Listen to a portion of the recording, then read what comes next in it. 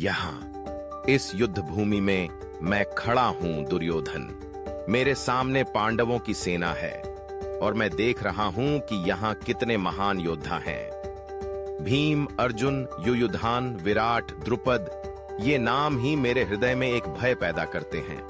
क्या मैं अकेला ही इस चुनौती का सामना करूंगा? क्या मेरी सेना, जो मेरे लिए हमेशा से एक मजबूत दीवार रही है, अब कमजोर पड़ जाएगी? भीम, वह तो जैसे एक पहाड़ है, उसकी शक्ति का कोई मुकाबला नहीं।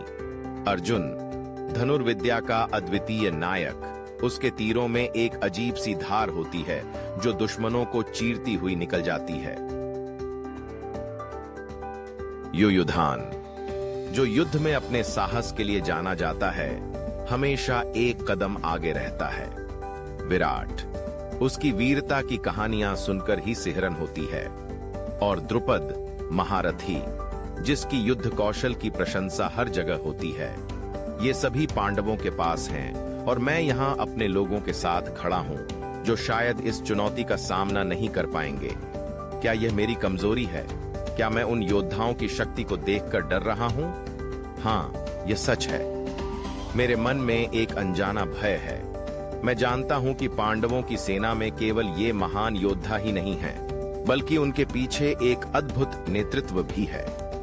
युधिष्ठिर, जो धर्म का पालन करता है, और अर्जुन, जो हमेशा सही मार्ग पर चलने का प्रयास करता है। उनकी एकता और विश्वास, ये सभी मेरे लिए एक बड़े खतरे का संकेत हैं। क्या मैंने अपनी सेना को सही से तैयार किया है? क्या मैंने उन्हें वह साहस दिया है जो उन्हें इस युद्ध में जीत दिला सके? ये सवाल मेरे मन में घूम रहे हैं। मुझे एहसास हो रहा है कि केवल बाहरी ताकत पर निर्भर रहना पर्याप्त नहीं है। असली ताकत तो मानसिक संतुलन और सही दिशा में कर्म करने से आती है। क्या मैंने अपने लोगों को यह सिखाया है? क्या मैंने उन्हें आत्मविश्वास दिया है? यहाँ इस युद्ध भूमि में मैं एक महत्वपूर्ण सबक सीख रहा हूं। जब हम किसी चुनौती का सामना करते हैं, तो हमें केवल अपनी बाहरी ताकत पर निर्भर नहीं रहना चाहिए। हमें अपने भीतर की शक्ति को पहचानना चाहिए, अपने मानसिक संतुलन को बनाए रखना चाहिए। यही असली वीरता है, यही असली युद्ध है।